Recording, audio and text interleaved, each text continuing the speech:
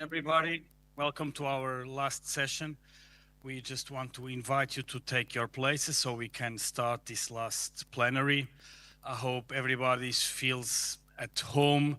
That's why our organization creates this atmosphere of Portuguese sauna so that everybody from Finland to Portugal can feel at home.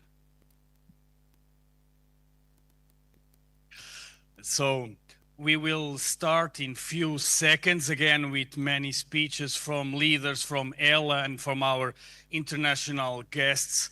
I hope in the coming Congress you won't invite me and Marisa because we have been victims of our success. It wasn't planned to be here, but I hope we matched the expectations, and so once again, we are going to do all the effort so they don't invite us to do this again in the next Congress. But we are very amused to have you all of here. I think we had great discussions and that we found common ground to do all the work that we have to do to fight for another Europe, to fight for a left-wing alternative in every our countries. So please tell us, Marisa, who is the first person that will take the stage? Now we are doing like this. Yeah, it was asked. Yeah. I have to improve our CVs, you know. Okay. So now we're going to talk to each other while we... No. Okay, so I call Alexandra Oka from Poland.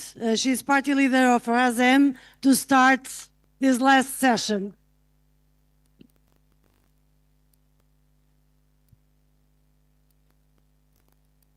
Hello.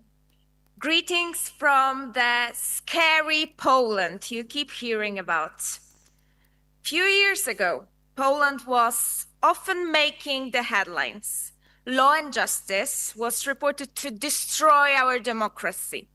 So when the liberal Donald Tusk framed the elections as a fight between good and evil, it clicked in the Western media.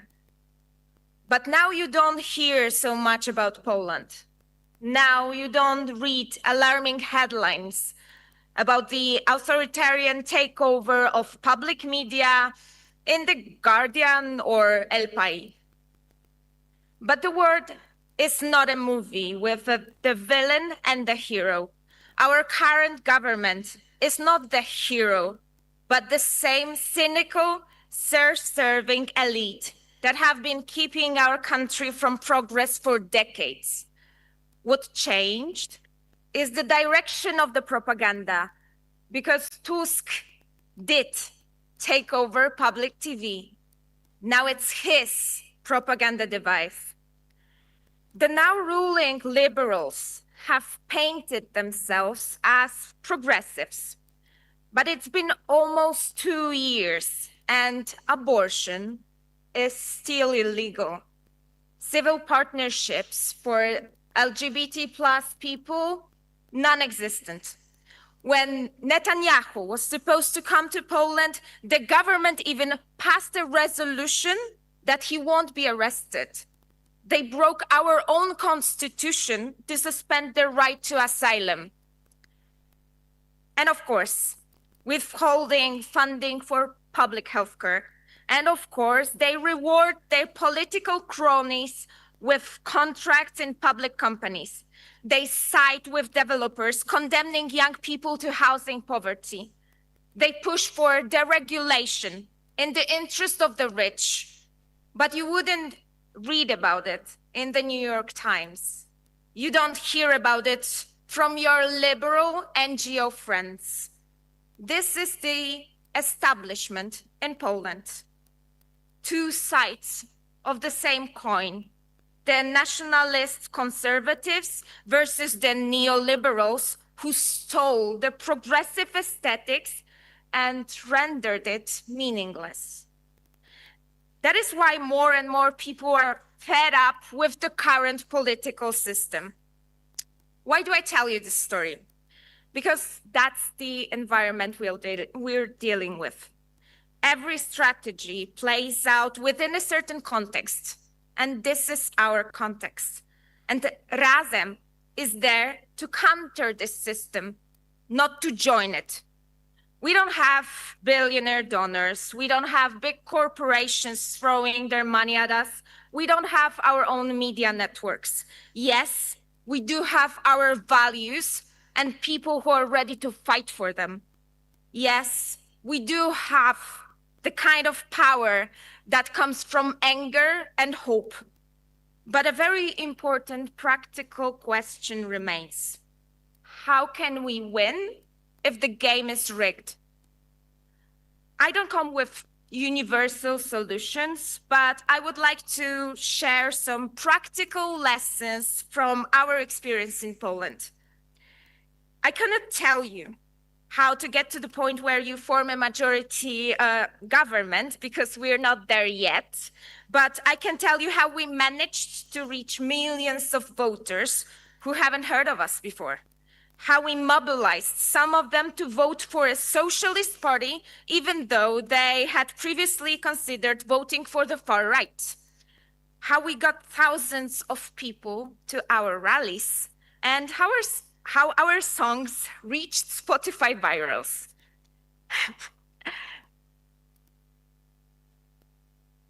First of all, a radical break. People needed to see the difference between us and the establishment, and they needed to see the difference right away. Unlike us, most people are not constantly thinking about politics. If the difference isn't clear, they won't notice us. We'll fade into the background. In their eyes, we will become a part of the establishment. And this meant that we had to say goodbye to some phrases that we had been repeating for ages, because they don't work. If the words make you sound like a part of the establishment, it's time to unlearn them the hard way. If our language doesn't gain us voters, we don't change the voters, we change the language. This is the only efficient way to win them over for our values. For us, it meant a radical break from the previous aesthetics. We sat down with our own website and decided which pictures showed strength and which showed the smiling, tiny, left-wing attachment of the liberal mainstream.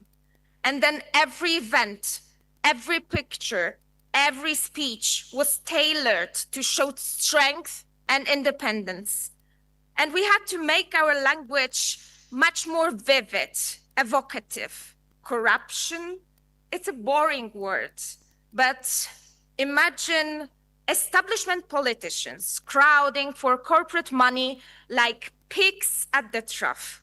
Now you have people's attention. If we try to talk about ad valorem tax on property, it's like hitting the snooze button on the audience. But tell them the story of how we'll stop the vultures in the financial system from bleeding people dry. And now they're listening. So there's the language that we use. But we had another elephant in the room. It's how the voters saw us, even before we opened our mouths.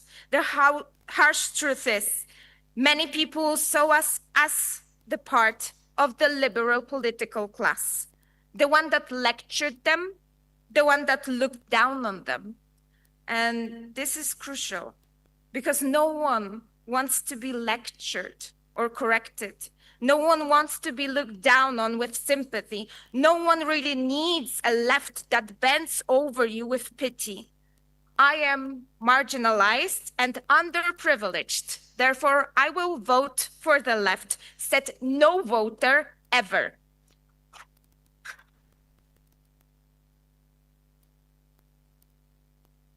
People want solutions.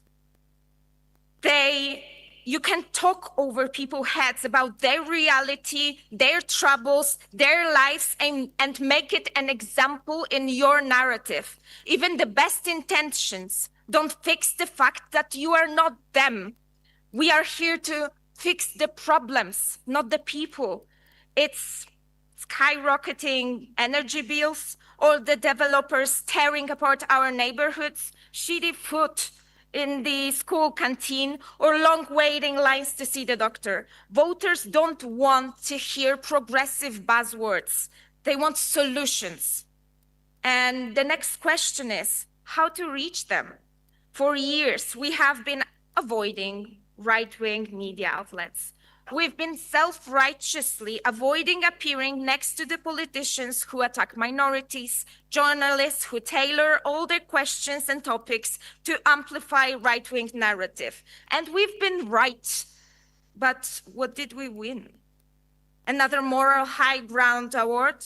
We left millions of people who were fed right-wing propaganda daily, without any counter, without any choice. And if I have to bear some discomfort and some holier-than-thou criticism in order to show millions of people that there is a real choice, I will bear it. The other pill, hard to swallow, was that the liberal media will never accept us. They will never accept us unless we bow in tribute and become an obedient wing of the establishment. They're not neutral, and their agenda is as dangerous as the conservative one. They will make sure that the rich become richer and that the millions of working people will not unite in solidarity against the system. So we had to find our own voice and broadcast it on our own terms.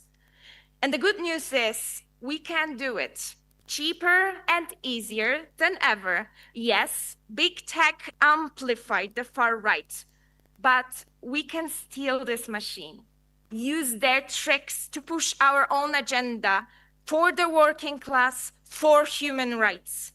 I am not talking only about viral TikToks. Those are only the hook. But we can bring viewers to our own longer video formats. I'm talking not only about YouTube, but let's say Twitch. It's the socialist leaflet, the socialist press of our age.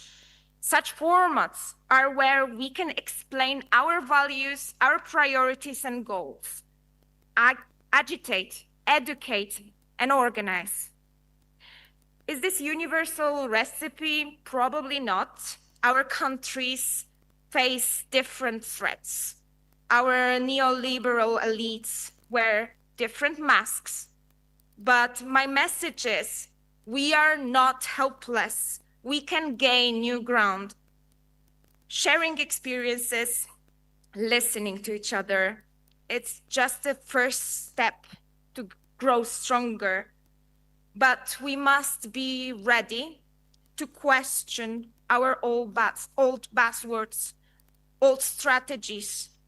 Tools are just tools. Tools change. After all, this is what progress is about. We fight for the values. We fight for change. We fight for the people and the planet. And it's our responsibility to win.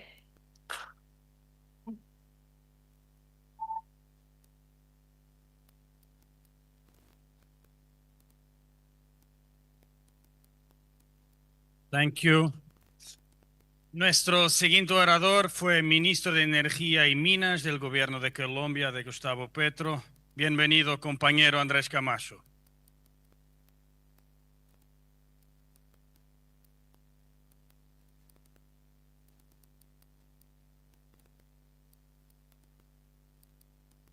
Buenas tardes, compañeros y compañeras. En primer lugar, muchísimas gracias por habernos invitado a este congreso que sin duda es Comrades, histórico. thank you for inviting us for this meeting. This is an historic event for the European left and also not only Europe but worldwide. We come from Latin America and we would like to bring our greetings, our warmth and our strength, and we bring good news for you, despite what many of us believe, even in our country, the extreme right, the far right, the right is not winning everywhere.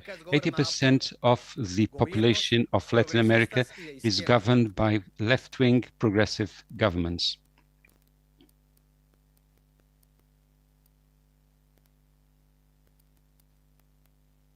The progressive forces and the left-wing forces continue to fight in our continent, and I can bring from our continent news about change and from places that you may not even imagine or think about.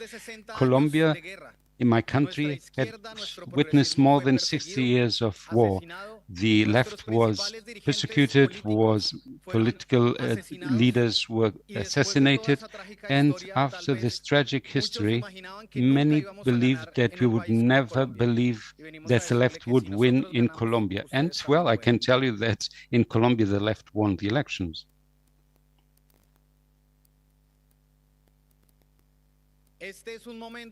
This is a moment when the world requires left-wing ideas, our principles, our ideology.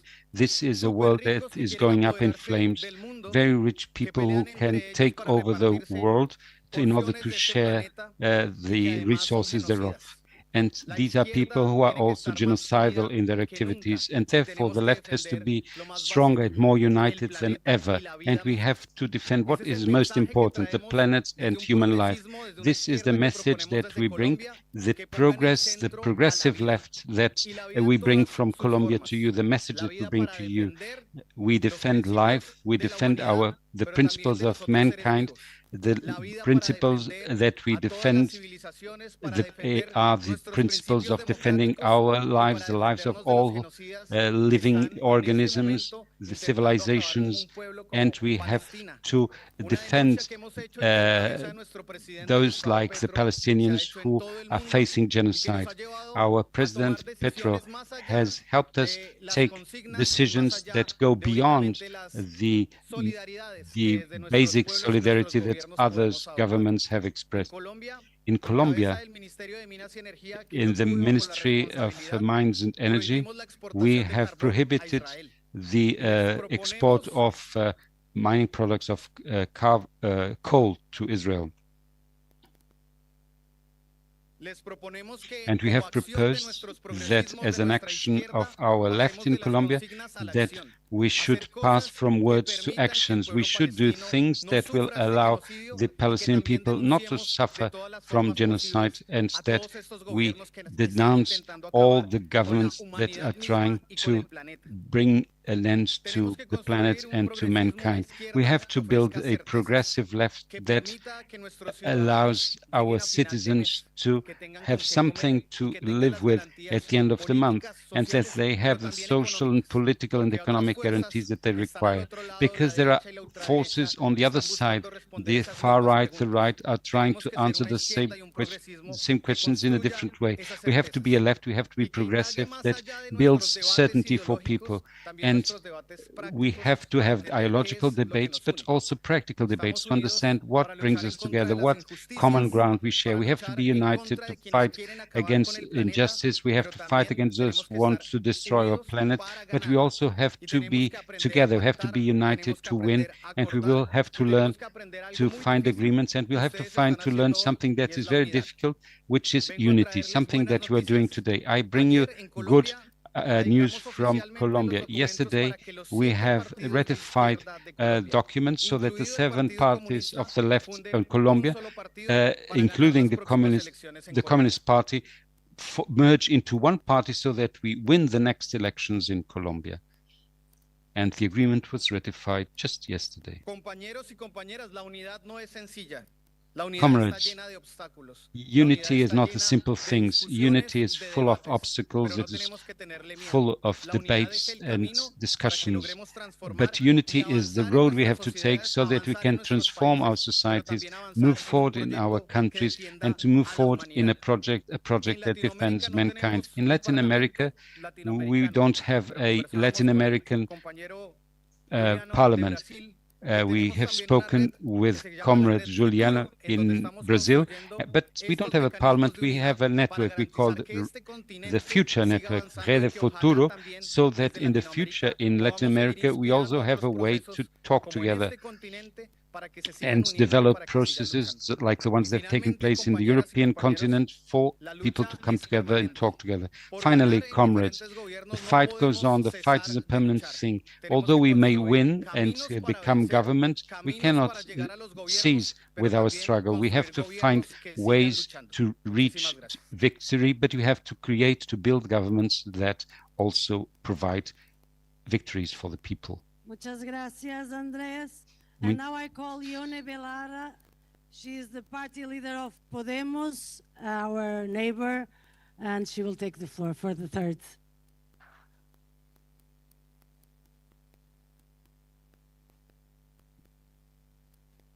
Buenas tardes, compañeros, compañeras, compañeros. Good afternoon, comrades, friends.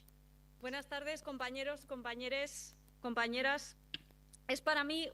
For me, it is a great honor to be able to take part in the first Congress of our new political force, European Left Alliance.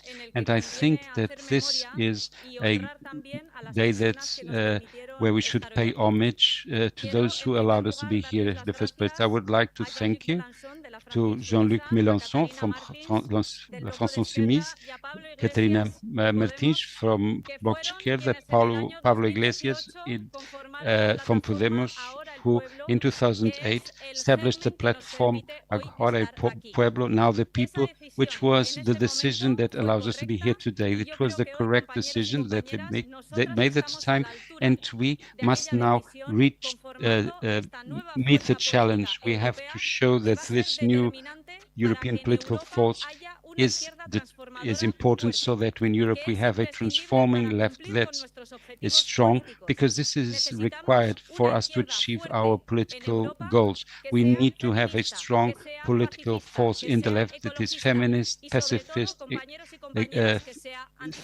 is for the environment and against fascism. That is what we are doing here today in this Congress.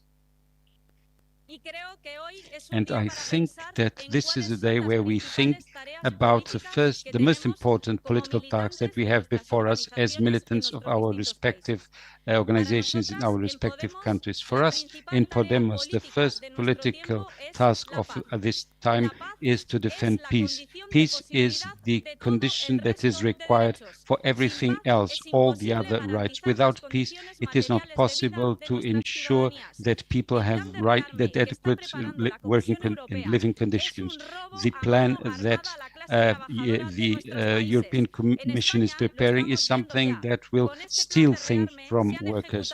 The rearmament plan being prepared by the European Commission is something that will steal resources from the workers. Just in Spain, a lot have been taken from sectors such as social security, education, so on. This is what will happen with the plan to rearm Europe. This will lead our societies, our countries to spend money on arms, weapons, on bullets, and we cannot accept that, because this has nothing to do with the strategic autonomy of Europe. This has to do with an imposition of fascist President Trump.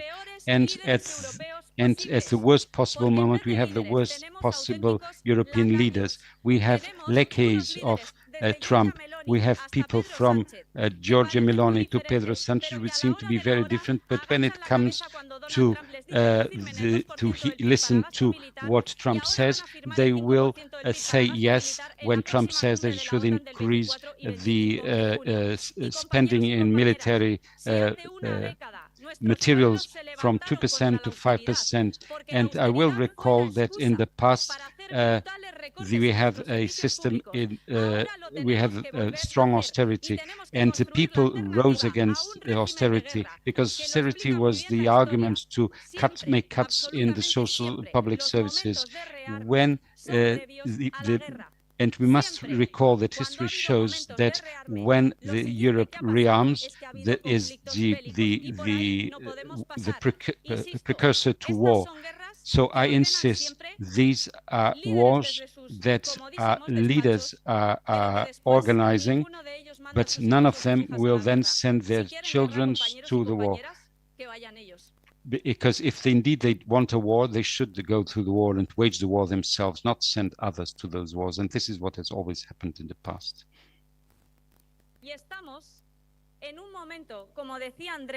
As Andres was saying, and I would like to thank him for his optimistic message from Latin America, we are in a moment when we have to think very clearly about what we defend, the values that we defend. The key is the values that we defend. And for that, it is essential that what we are seeing in Palestine is genocide. It is genocide that is taking place. A people is being exterminated, and the institutional architecture, the architecture that was built on laws, international law, that we created after the World War II, is being destroyed. This is an architecture that has disappeared at all after the genocide perpetrated for the last year and a half by Netanyahu in Gaza. It is essential that we demand our governments to break relations, trade relations, political and military relations with a state that is terrorist and genocidal like Israel.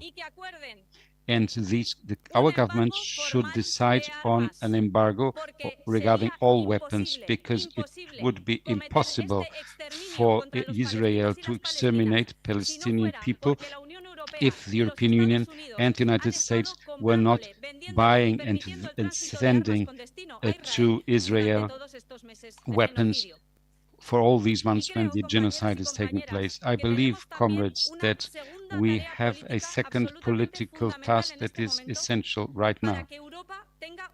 It is essential that we have in Europe a transforming left so that things change. And this means that we have to take pride of in what we are.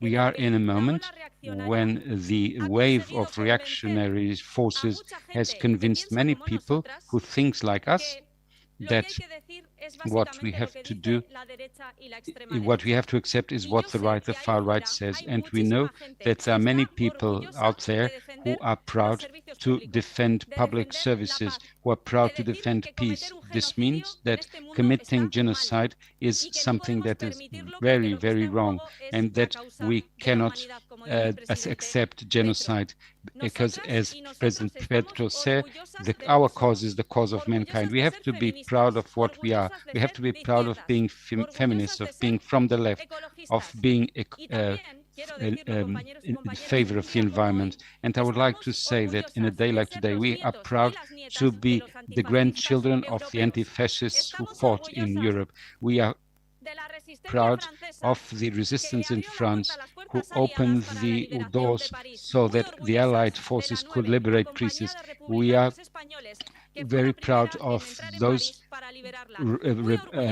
Republicans, the Spanish Republicans who entered Paris to liberate it. We are very proud of the Revolution of Carnations, the 25th of April Revolution, who brought democracy to Portugal. We are very proud of those Napolitans who liberated Naples in World War II. We are very proud of all the anti-fascists who fought against fascism in Europe. We are proud to be their grandchildren.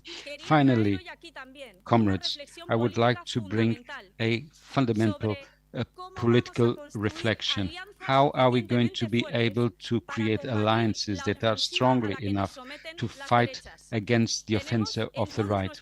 In all our countries, we have very strong right forces who have various dimensions, a judicial, a political, an economic, and a media component.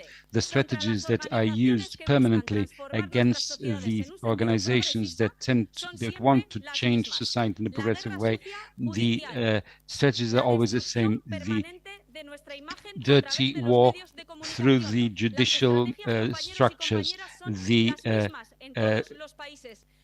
the way they depict us in the media. Therefore, we have to strengthen the alliances between us. And I think it is essential that we understand that it is important to strengthen our autonomy as a political project, the media autonomy and the economic autonomy. The autonomy means primaries that are open to society as a whole. The economic autonomy, not being dependent from banks to fund us. And we have to create our own media projects so that it is not the social democrats and the liberal media who take and convey in the way they want our messages. This autonomy, political, economic, and media is only possible if we have stronger international alliances. It is the time for us to say what so many people think. Someone has to say that the very rich are taking over the money that should be for the people, and we have to we cannot be afraid of saying this. We have to prevent those very rich people who are buying property in our respective countries just for speculation. Someone has to be able to say this, that no human being is illegal, and that the migratory policies that the European Union has implementing is causing deaths that could be avoided in the Mediterranean Sea. And someone has to say that the large corporations have to be taxed adequately. It is important to tax them so that we can fund good public services for the people. I think that the task we have before us is huge, very difficult, but it is critical in a key moment in our common history. But I believe, comrades, that we are beginning to take the road, and this is the right road. Thank you very much.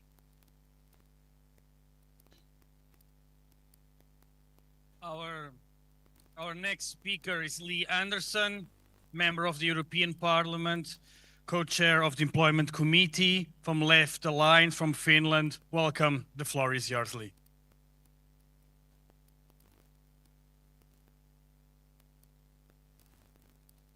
Thank you very much. It's always good to have a Finn after the Spanish speakers. But dear friends and comrades, I'm very happy to be here and look at all of you, because I was also present in one of many meetings where we were discussing forming ELA.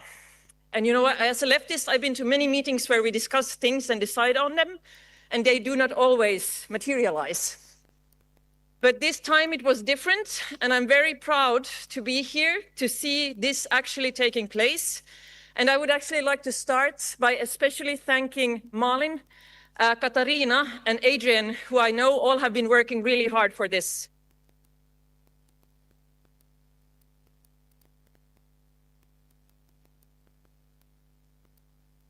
But dear friends and comrades, as we have been discussing during this weekend, we are witnessing at the moment in Europe a trend of epic proportion, backsliding, and full-blown attacks on environmental legislation, on workers' rights, on the social agenda, and on migrants' rights. We are witnessing the rise of authoritarian extreme right to global positions of power, and the rise of extreme right parties in election after election all over Europe. And we're also seeing the consequences of what it means when the right is as strong as it is at the moment. All over Europe, people are struggling with cost of living and with the consequences of high inflation. The housing crisis is affecting people in every single country in Europe. The International Trade Union Confederation, ETUC, recently released their Global Rights Index. It showed, and I want to quote this, a stark and worsening global crisis for workers and for trade unions. In 2025, average country ratings deteriorated in 3 out of 5 global regions, with Europe and the Americas recording their worst scores since the inception, the start of the Global Rights Index. The data shows a sharp escalation in violations of fundamental rights, including access to justice, the right to free speech and assembly, and the right to collective bargaining. In member states and in the European Parliament, we see how the traditional right wing is opening up the door to the extreme and the far right. Sometimes they do it by standing in the doorway, holding the door open for them and saying, welcome. And sometimes they do it by just leaving the door open behind them, trusting that their new friends will find their way in, even though they are not actively there to welcome them. But, dear friends and comrades, this is not the whole story of what is going on. Across Europe, we are seeing examples of how alternatives can be built and how resistance is created. In 2024, we saw how the Popular Front in France was able to create a credible alternative and become bigger than the fascists.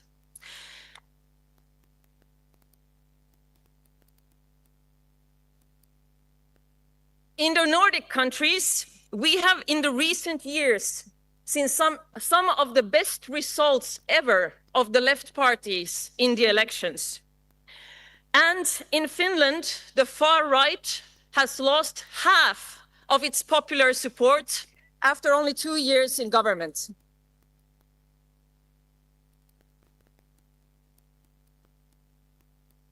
In Germany, we saw the spectacular rise of Die Linke, showing how the left should act both as an alternative and a force against the racism of the extreme right, but also as an alternative to the neoliberal policies of the traditional right wing. So, dear friends, how can we work together to ensure that we see more stories of success?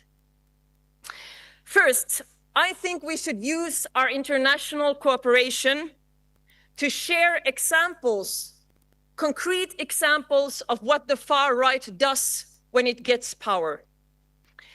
Because we already know that now, unfortunately, based on countries such as Finland or Italy. Therefore, now is the time and now is our chance to break the narrative that they have been trying to build about themselves as some kind of true voice of the forgotten people or of the workers. Because we know now and we have seen what they do. When they get power, they cut taxes for the rich. When they get power, they cut social benefits for the poor. When they get power, they accept austerity that hits funding of education, of social services, and of healthcare. And above all, their racism, their restrictions in migration policy does not make rent cheaper for a single worker anywhere.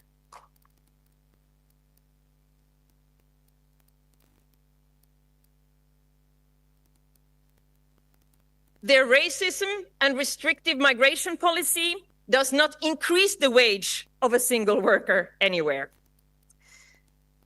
Secondly, I think we need a political strategy where we combine broad political alliances for defense of democracy in the fight against fascism with a clearly leftist economic alternative that challenges the lack of imagination and the lack of courage that we see both among the social democrats of Europe and also the rest of the political establishment. As my colleagues have already pointed out, people have lost faith in the political system to provide real solutions to the very real problems that they struggle with every day.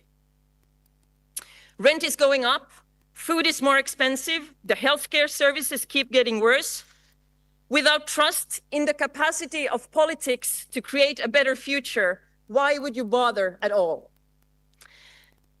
The economic model is broken, and it is up to the left to show how things can be done differently, and that politics still can be used for real solutions to improve the very real lives of very real people that need them. Thirdly, And this is also my greetings to ELA. I think we also need to think about how we work when we work together internationally.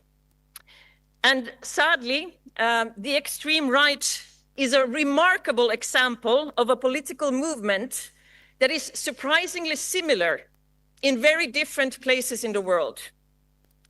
They have very similar rhetorics, they have very similar arguments, they have very similar social media strategies and very similar campaigns.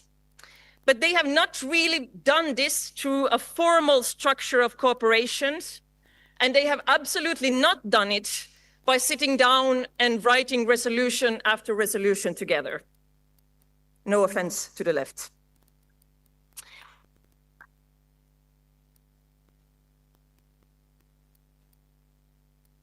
Because the resolution writing as a form of cooperation very easily and quickly becomes difficult when different actors must find common words for positions that they can all accept, down to the last little dot.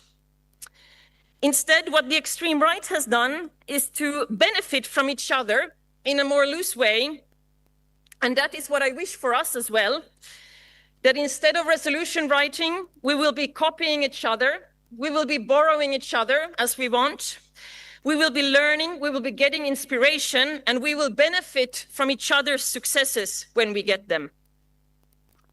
Fourth, I think we need to also show through action that we are different than the rest of the political establishment. By being present among people and through organizing as the left. And I think my colleague from Poland was into this, that this is how we build legitimacy.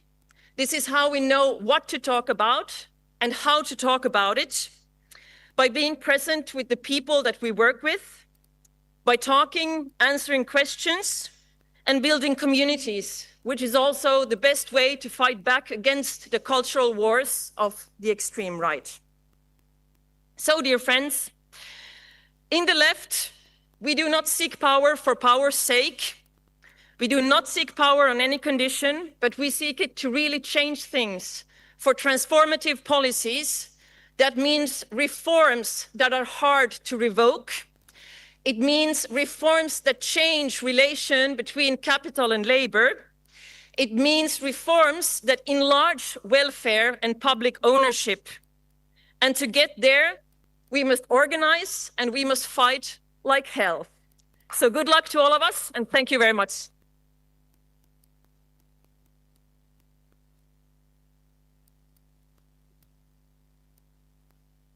Thank you, Lee. And now I call Nooshi Dadgostar. She's the party leader of the Swedish Left Party.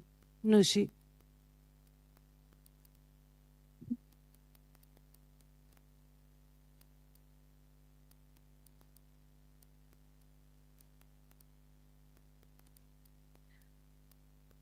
Hello, everybody. I'm so happy I was here this weekend. I'm deeply grateful to Malin, Katarina, Adrian. Thank you so much for arranging this.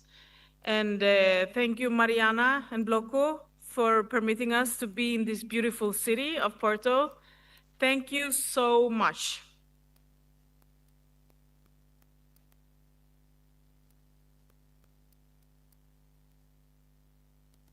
This is like a crucial moment in history. We are gathering here and we are going to change history forever. We have a lot to learn from each other and that is why I'm here and all of us are here. We're going to begin with, it matters what we talk about, which policies we promote and how we present them. Because the right wing and the extreme rights, they have this power sometimes to move the conversation away from the important stuff and instead talk about the small cultural fights.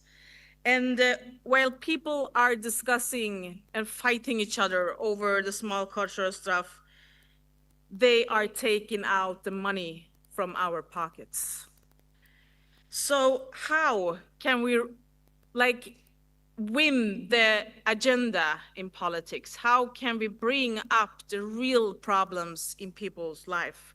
Prices of food, rent, electricity costs, housing policies, public services that are privatized and not working anymore.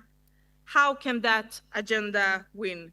Because when we are talking about economy, when we are talking about bringing back power to working class people, bringing back power to women, we also make the biggest wins. And we need to look at each other and each other's examples, because we can see that the right wing is visiting and supporting each other, and that they borrow each other's ideas and strategies. When one of them succeeds somewhere, it quickly spreads across the borders. We can't be any less effective. We must listen to each other, take inspiration, and share ideas. Let's look closely at what works for left-wing parties in our countries, and bring back lessons to our own countries.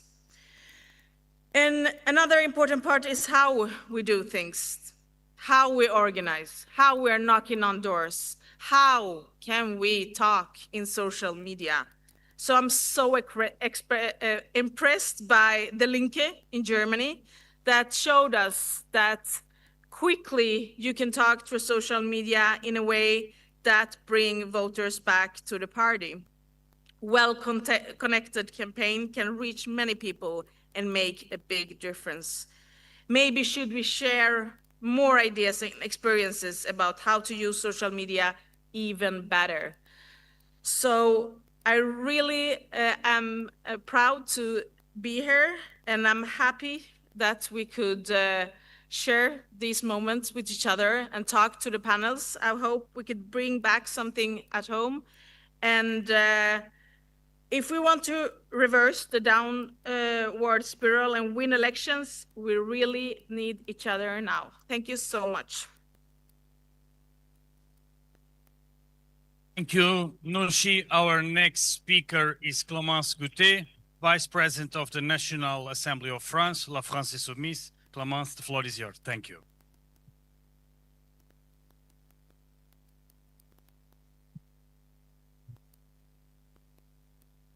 Merci beaucoup. Bonjour à toutes et tous. I am sorry, I will speak French, of course, because English is difficult. Je vais remercier avant tout Malin.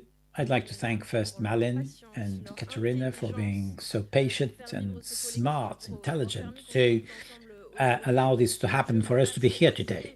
I'd also like to thank all the teams in the group, Adrian, all those that allowed to communicate, to be secure here, all members of the block code, that the comrades that are hosting us, without whom we would not be here today. So I'm very honored to represent La France Insoumise in this plenary, in this closing session, and very proud of the work that we have done in only 2 days together. Very proud for having been able to say that this founding Congress, who we are, what we want to do together with this declaration. Even though it was hard work, now we can go forth with action and do what we have in common, because yes, we have there is a right-wing international that learn from each other, that work together with a very powerful agenda in Europe, and we must do the same. A true common front, because the far right is threatening and it is killing. We have human lives that have been lost because of the far right, and we have to protect people. We agree on the key issues, namely racism. Clearly, racism is not a pretext, is not a diversion. Racism is a poison that the far right uses to install a rupture in the people in the working classes and these vertical classes and rich. So this racism is not a pretext, but a political tool to disrupt, to divide the people. In France, on this matter, every 30 months we have a new law on immigration, a racist law against migrants, against refugees, against all people that come to France, with Islamophobic law, perceiving all Muslim people as dangers. Now, this is the first, and this is reflected at the European Union level, because there is an immigration act that was voted, although at European level it was denounced by all our organizations, but also by 161 organizations that defend human rights. And we will keep fighting these racist exclusion policies that are turning the Mediterranean into the largest cemetery in the world.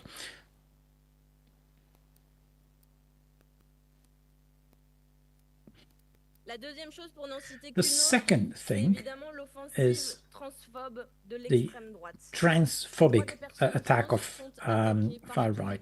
The rights of trans people are being attacked everywhere by the far right. They attack the homosexuals, the transsexuals, and the LGBTIs in general. And this is also a poison of division in the popular classes, so that they can erase the class struggle and what we have to protect in common. So I pay a tribute to all those that have lost their lives because for being trans or homosexual, and there are quite a few in our countries. And we are the only alternative in this world of unhappiness that I propose. So how to turn this into an horizon of happiness? When we are in the left, we should look for the happiness for everyone, and we have to convince and to win. To win, we have no choice, really. This means to have a clear ideological doctrine. We defend rupture with the neoliberal order, with capitalism, the dominant capitalism, and we have to assume this disruption. Assuming this disruption,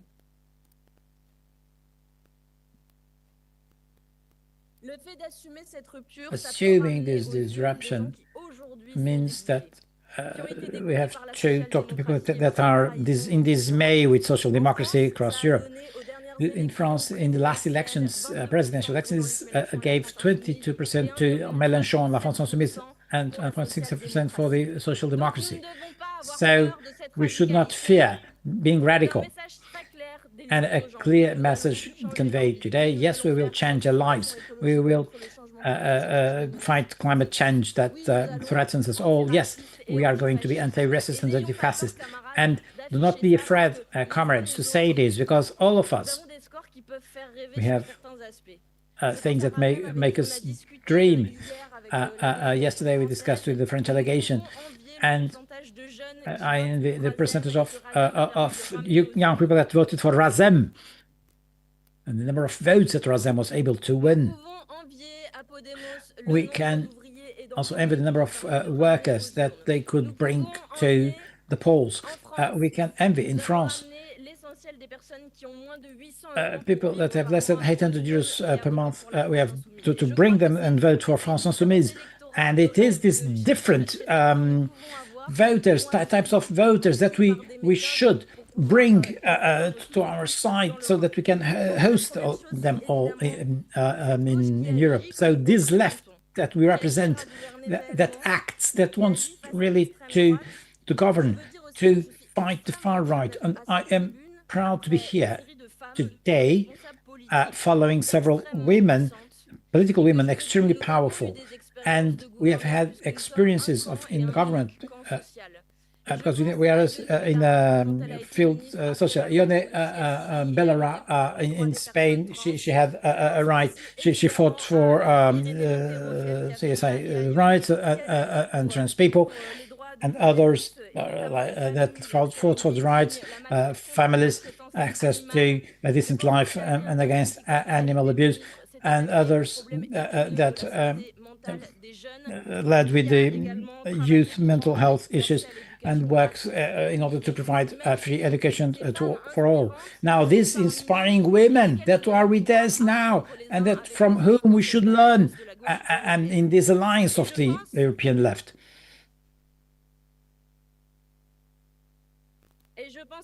And I'm also thinking about our comrades in other parts of the world, from Colombia, from Mexico, a strong support for our alliance, because they're able to bring about important reforms for social progress and create international solidarity and they are able to make all these policies of social progress. Thank you for being with us, and let's maintain this alliance and develop our internationalism. Now, as far as the method is concerned, this is a left that acts and that thinks. This is a left that acts in all fights, in all struggles. Because at l'Assemblée nationale, the French Parliament, the France Insoumise, we have MPs that were domestic workers or taxi drivers, construction workers, because we come from the grassroots struggle. And we should never forget these people. And when we are elected from the grassroots. We go and get these people from the grassroots.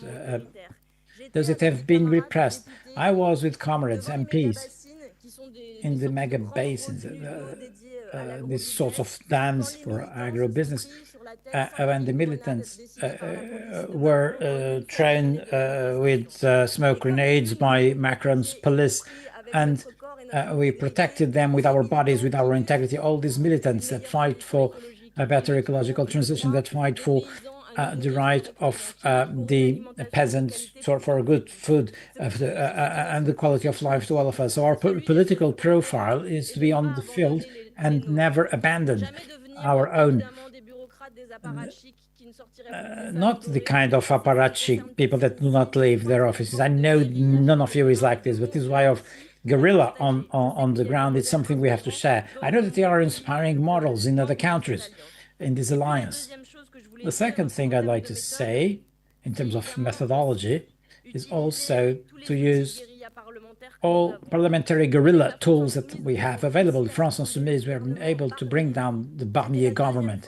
It was the second time this happened in the Fifth Republic.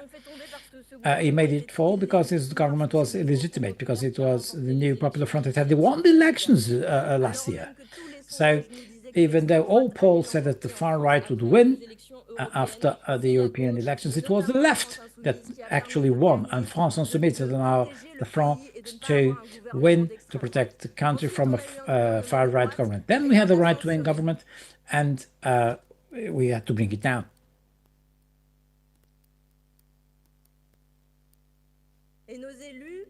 And our MPs and local elect in the local authorities. There is one France MP that was in the Freedom Flotilla that just returned to France. Others are still detained by Netanyahu. Well, this flotilla went there because there is a genocide going on in Gaza. And it's the pride of this European alliance that we launched this citizen initiative to say that we can break the trade association agreement between the European Union and Israel, and the massacre cannot last, and we cannot be an accomplice. I remember that when our French MPs were in Netanyahu's jails, the French government said nothing. The European Commission said nothing. The President of the European Parliament said nothing. We will remember, and we also remember that we were not silent. And I thank all comrades from all parties present here for having all week shown their solidarity towards this flotilla of liberty, with all the initiatives of citizenship that are in course to break the blockade in Gaza, because 2.5 million of people are starving, children are dying, the genocide has lasted too long, and we cannot be accomplices to this massacre that is taking place.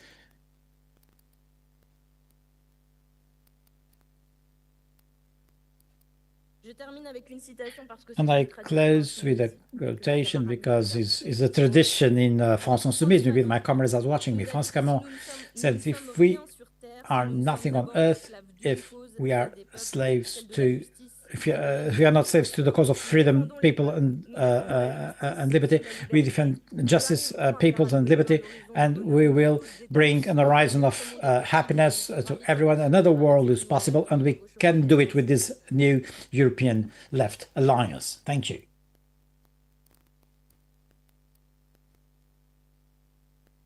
Merci, Clémence. And our next speaker is Pelle Dragsted, is the party leader of Red Green Alliance Denmark. Pelle.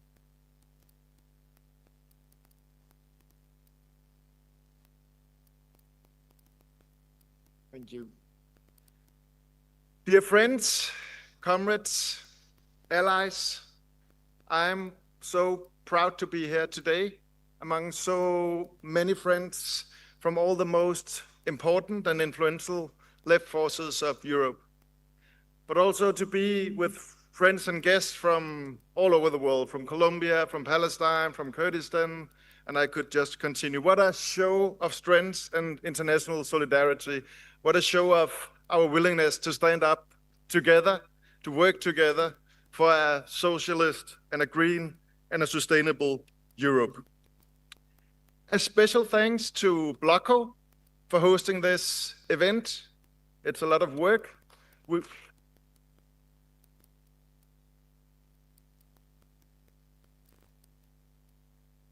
Even in difficult times for your party, you didn't give up on internationalism. And we know that you have always been a champion of bringing together the European modern left. And without you, we would not have an ELA today. I think all here will know that. So thank you so much for your efforts. Because this is indeed a hopeful moment as we unite across Europe, bringing together progressive forces from all corners of our continent. And we need this unity, perhaps more than ever before. Only a few weeks ago, we saw CPAC, this right-wing extremist coalition, once again bringing their destructive and divisive agenda to European soil. And we have to be honest about what we're witnessing. The reactionary MAGA movement is transforming itself into a truly international force. They're rallying, mobilizing, consolidating their movement, and spreading their toxic mix of authoritarianism, division, hate, and service to the billionaire class. Let's be absolutely clear. When the right wing mobilizes and grows, we must unite. When authoritarian, even fascist forces gather strength, we must stand up and resist. And to say this here on the Iberian Peninsula carries a special meaning for us on the left. It was in neighboring Spain that thousands and thousands of young socialists, men and women from all over Europe went to fight fascism nearly 90 years ago. And it was here in Portugal that a popular uprising led by the left wing meant the end for the fascist regime here. And we're standing on the shoulders of anti-fascists fighting decade through decades. And we're bringing forward that fight. And we have the duty to continue that fight in these dire times that we live in.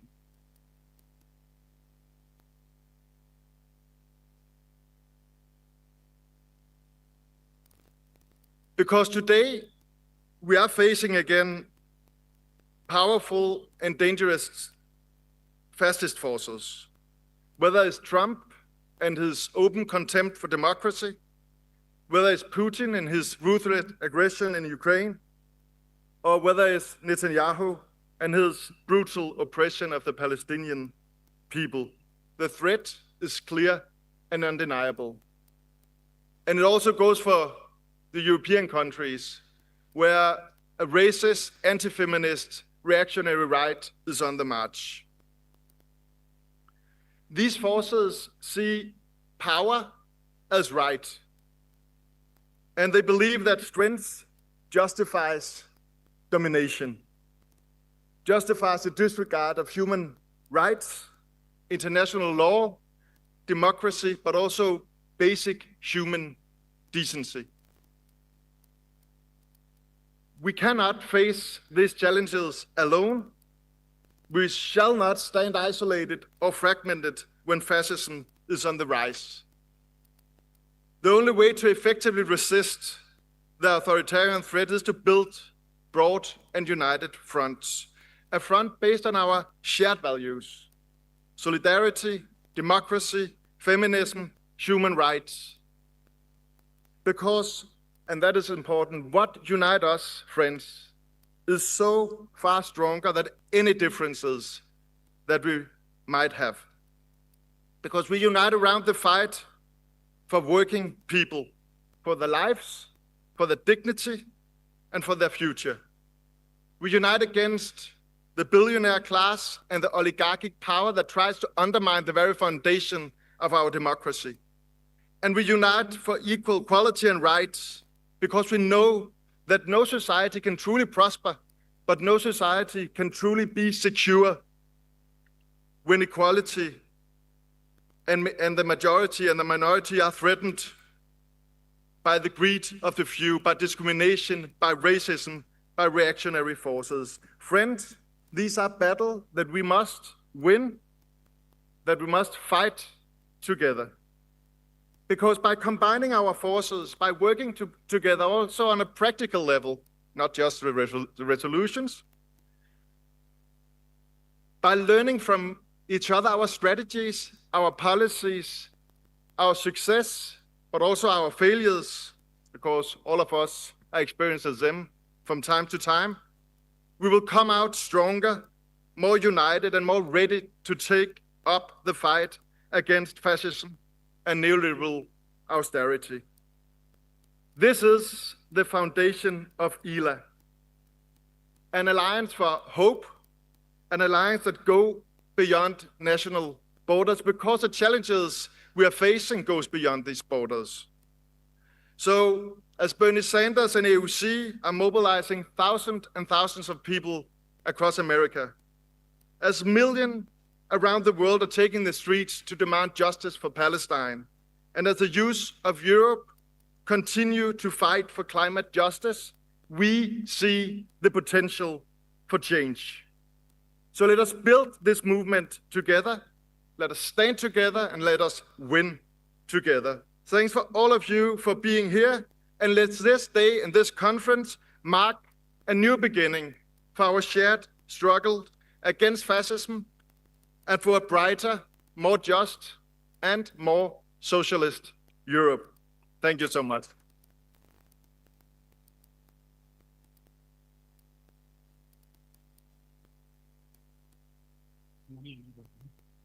So, yesterday it was Marisa's honor to call our boss on stage. Today the privilege is all mine.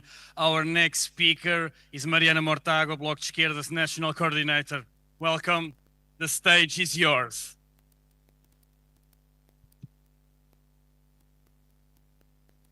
Foi cá em cima já.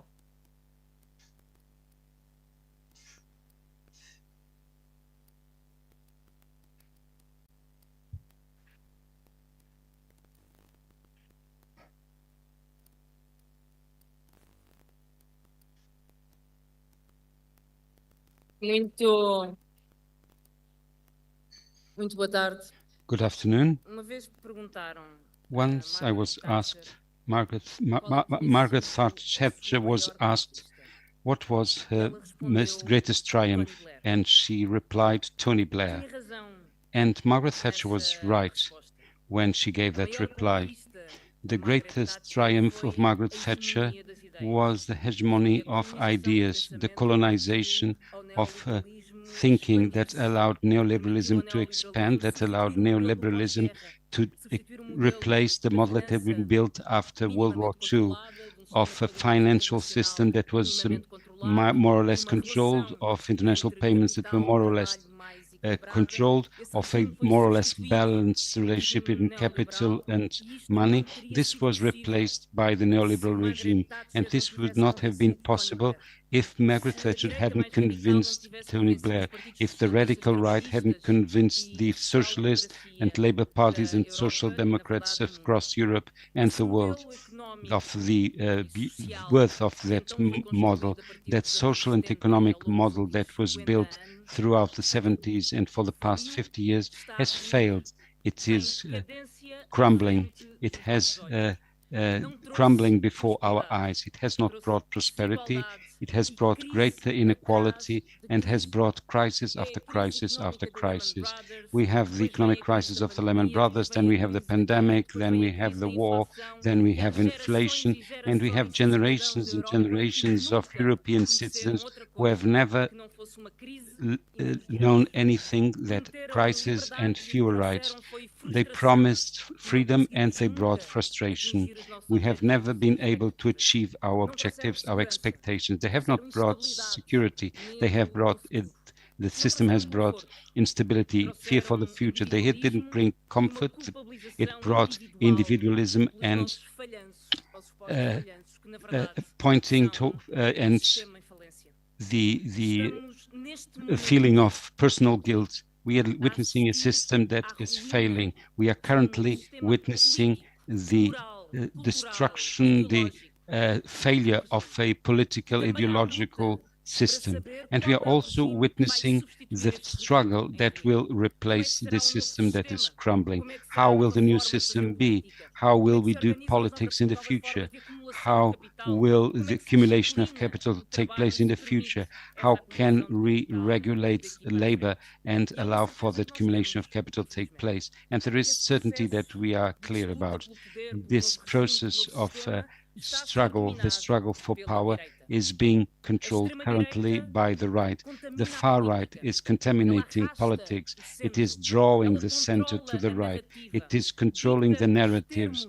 It is dictating the terms of the political debate in the same way as the neoliberal radical right did in the 70s and drew the politics to the right and dragged with it the part of the social democratic system. And as we meet here, we have two certainties. One is that the right is transforming Europe and the world into a much more dangerous place. Today, we heard that representatives of the Democratic Party in the US were assassinated. A few hours ago, they were killed in their own home. This day, or yesterday, Iran was attacked by Israel. We live in a world that has become far more dangerous. And the second certainty we have is that nothing has been decided yet. For good or for worse, we know that this is not the end of history, and that we have a word we can say, we have a say in this, and that we can fight for this future, we can change the future, and it is up for us to create alliances, the capabilities to change and to build a new future, and we have a tool for that.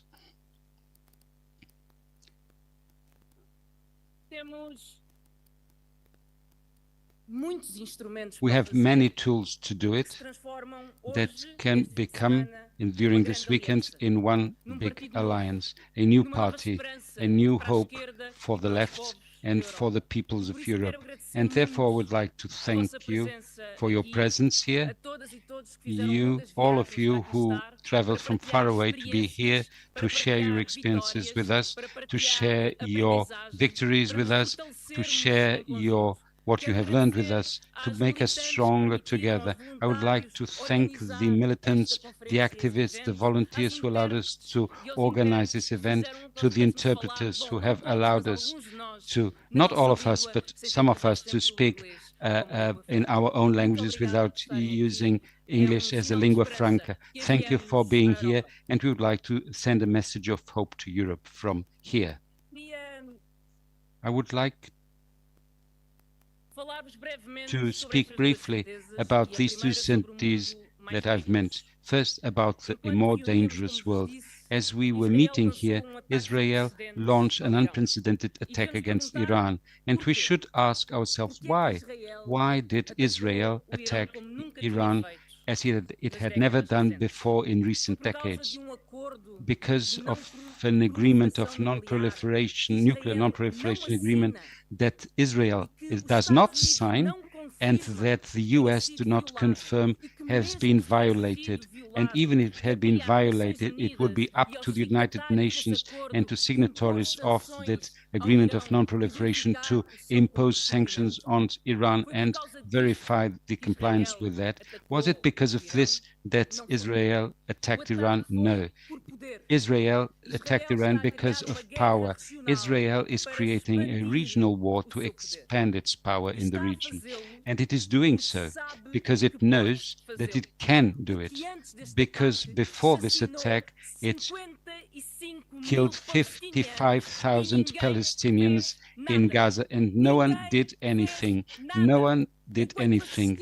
As they witnessed the genocide that Israel committed in Gaza, the war crimes against the Palestinian people. And then Israel went on and bombed Lebanon and Yemen and Syria, and no one did anything. We put all these pieces together. We look at the USA and we see that Trump, with his expansionist dreams, go from Greenland to Panama Canal. We see in the east, we see Putin, who invaded Ukraine, a sovereign country which Putin doesn't think shouldn't exist, that is not should not be allowed to exist. We bring all these pieces together. Netanyahu, Putin, Trump. What do we see?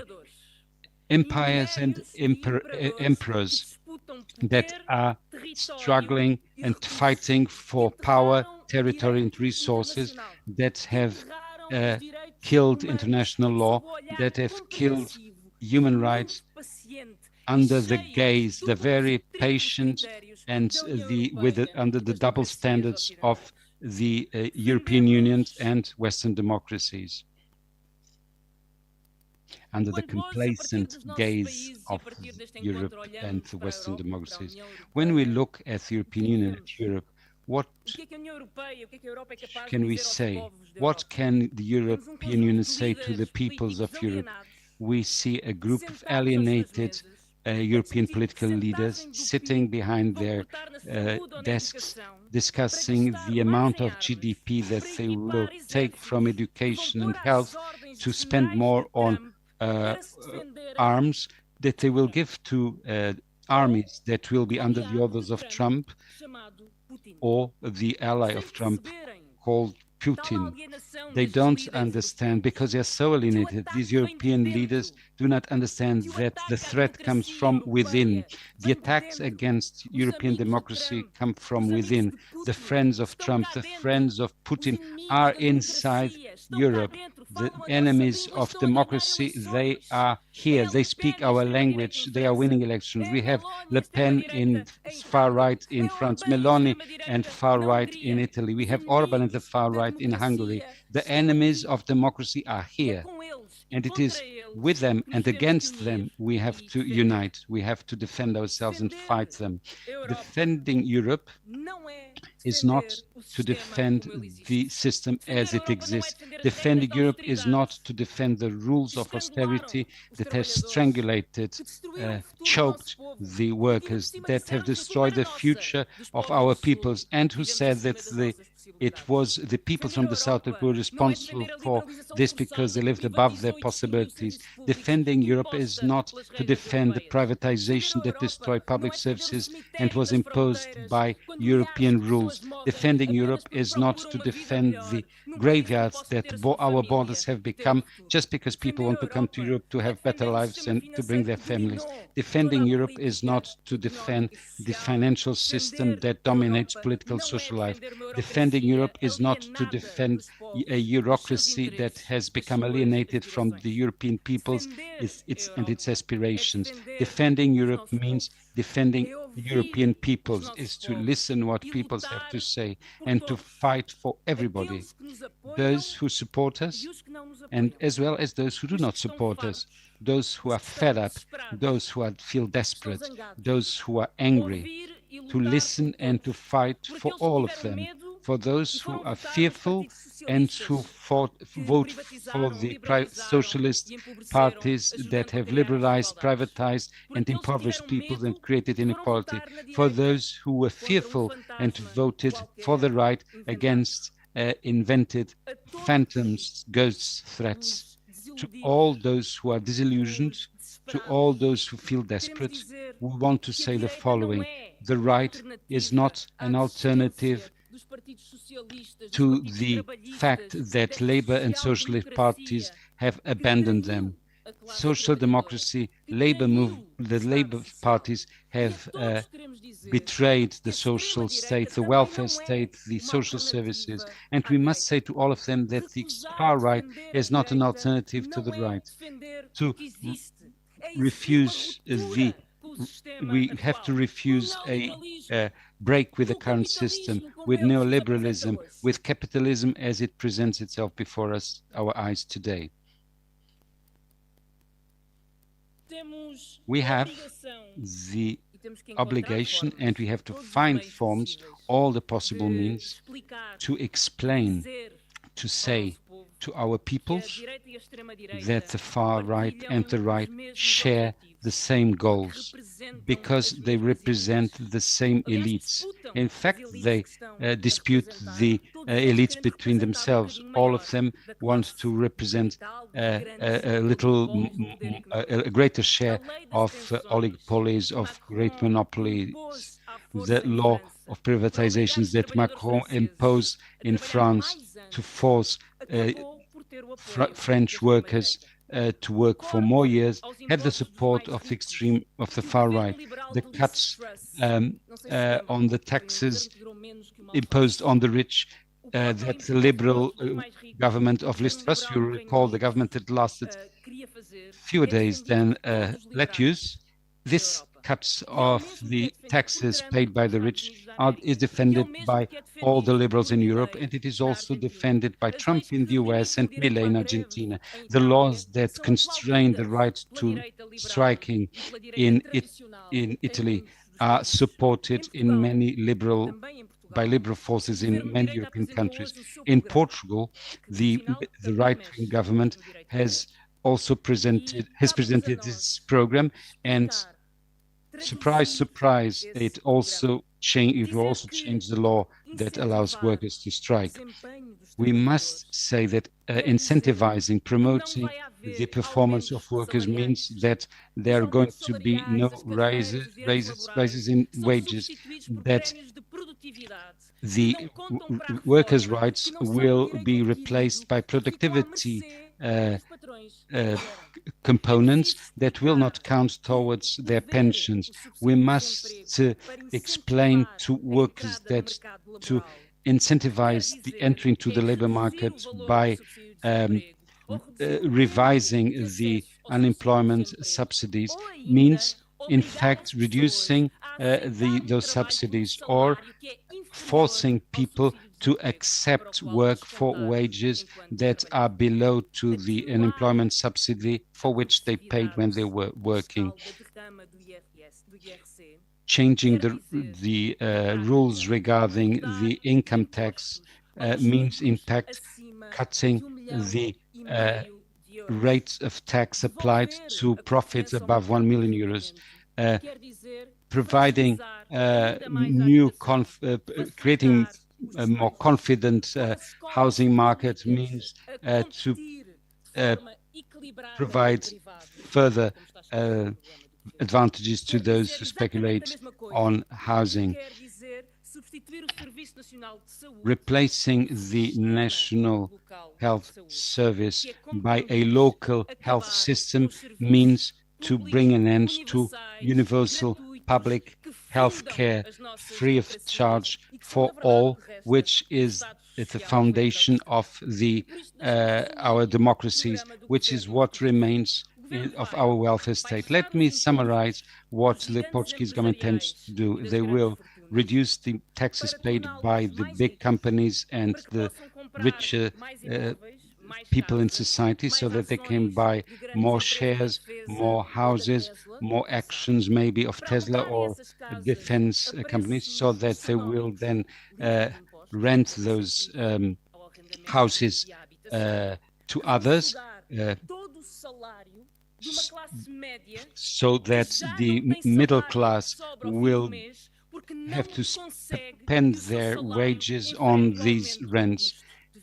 This is a middle class that has no wage at the end of the month because they cannot cope with the rise in the cost of living.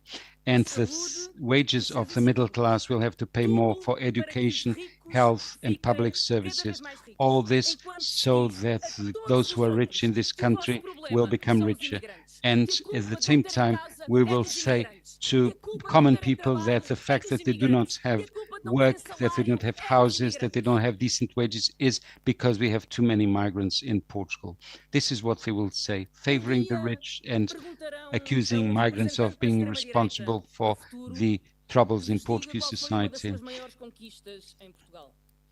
One day, a representative of the far right in Portugal will be asked what was the greatest triumph in Portugal, and they will say it was the program of the Luís Montenegro government supported by the Socialist Party. Our responsibility, comrades, is to show in any possible way that the right will not improve the lives of people, but that it is possible to improve the lives of everybody. We can aspire to have a good life. It is possible to ensure that people have houses and a health care system and welfare.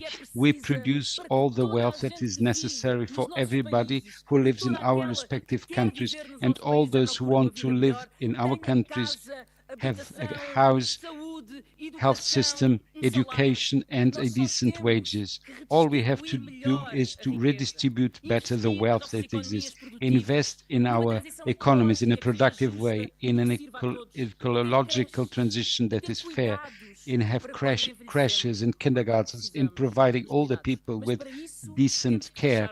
But in order to do that, we have to impose taxes on the millionaires, on the big companies.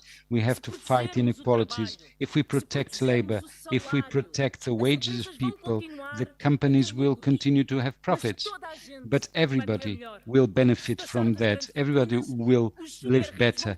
If we increase the taxes on the rich, the super rich will continue to be rich, but we will all live better. We'll have public services. If we change the rules regarding the housing market, the rent market will continue to exist, but people will be able to rent a house or buy a house, something that they cannot do now. If we respect human rights, international law, self-determination of peoples, then we will be able to build the peace that we all want. Therefore, comrades, in this very dangerous world and difficult world we live in, I have a good piece of news for all of you.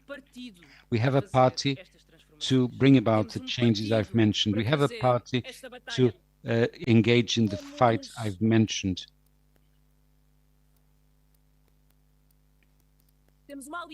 We have an alliance to go and fight for feminism, for ecology, for housing, for equality, for freedom. Everything that brings us together, what unites us is much more and much stronger than what separates us. And we have a certainty here. We know which way we want to go, and we are going to fight. We are going to fight like hell.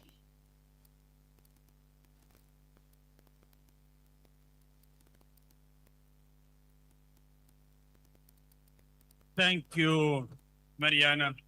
And also for the record of the Congress, me and Marisa are also deeply grateful to Catarina and Malin for all the work they did, for the bridges they built.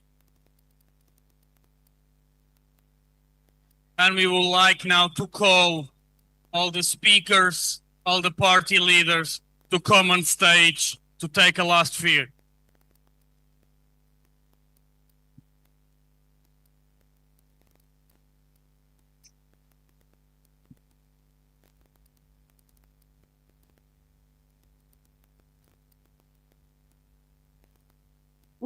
Nushi.